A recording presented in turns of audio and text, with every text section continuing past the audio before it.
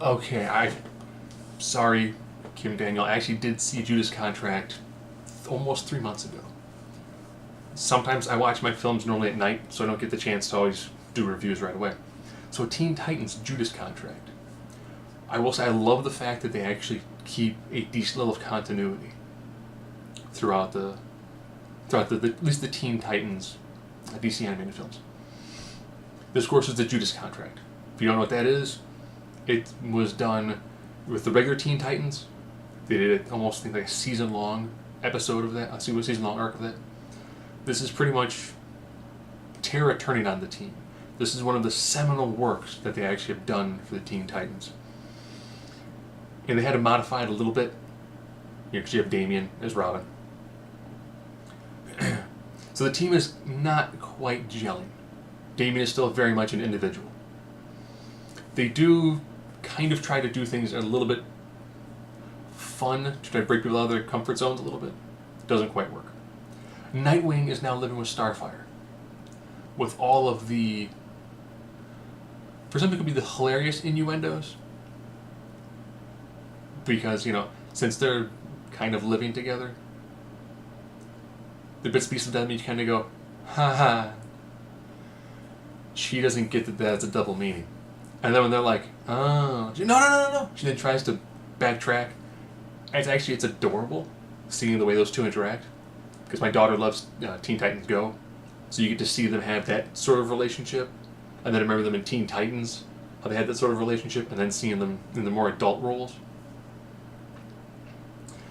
And it was great watching Slade again brutalize Damian.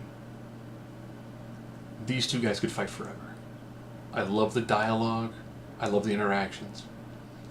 Was this as good as the Teen Titans long form of Judas Contract? The long form Teen Titans one worked really well because they fully established the character. And then when the betrayal hit, it hit hard. It hit really, really hard. And the way Beast Boy took it in the original animated version was beautiful. Beautiful. They did it kind of in Teen Titans Go, but that again is a very light, airy version of it. If you like the previous ones, this one's solid.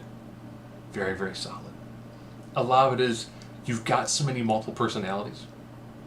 Damian is one way. Will you take off your suit? When I bathe. Probably about time. No, I'm good. I could really see, that's Batman's son. That's Bruce Wayne's son right there. Trevor Levy says, that's him. That's him perfectly right there. The way Beast Boy is done, especially with him using, I don't know if they call it, if they refer to it as Twitter or not. But he's talking about pizza. Pizza. Which was a nice take back from all the other versions of Beast Boy where he's the goof in the team.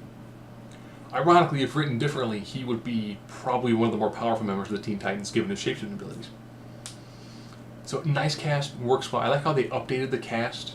So, you have the original, honestly, it was a Wolfman story, because all great stories have Wolfman involved. Probably Wolfman and Perez.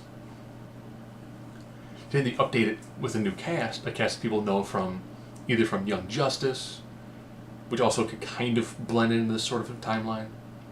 But it's done well. This, I think, is the third time they've done this in an animated format.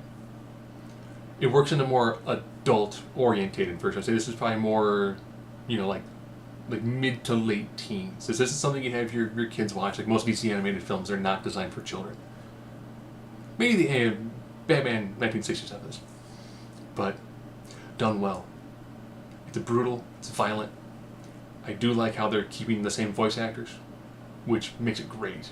Because almost means you almost could watch the Batman Superman stuff. I think this is before this deals with Brother Blood. But you can put in all of these characters. And you can watch all of the Teen Titans, and even the Teen Titans versus Justice League, which is kind of their version of Trigon. You can take all these movies, and they all work together. So while DC's having a problem doing their expanded universe cinematically, they've absolutely nailed it when it's come to doing an expanded universe from an animated standpoint. If you like the previous animated films, especially the Teen Titan ones, this one is definitely worth watching.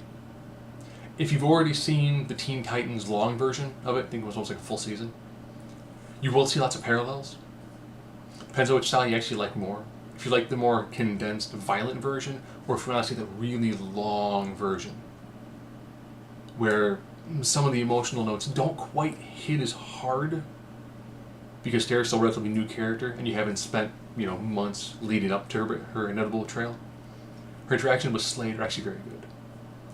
They're the interactions you couldn't have with the Teen Titans long format versions because it just doesn't work given that sort of context. So, again, whoever's writing the animated stuff, they should find a way to go, can we just take this same script and take out cartoons and put in people? And just do that. Like the Assault on Arkham, it was effectively what they should have done for Suicide Squad. And it would have been beautiful. Instead of them fighting zombies, they should take these films, tweak them a little bit, and then put that out as your main film. I mean, Superman versus Batman, yeah, it worked. It got all the characters involved. Would have filmed them with Superman versus Doomsday would have worked better?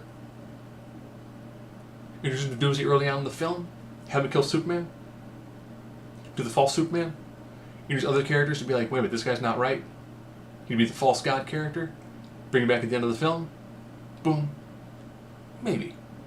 The Wonder Woman animated film, ridiculously violent. See why they didn't try to do that one. I mean, it's close. But they've got some really great animated things. If they just tweaked that and made that live action, I don't think people would be complaining about the way the live action DC films are.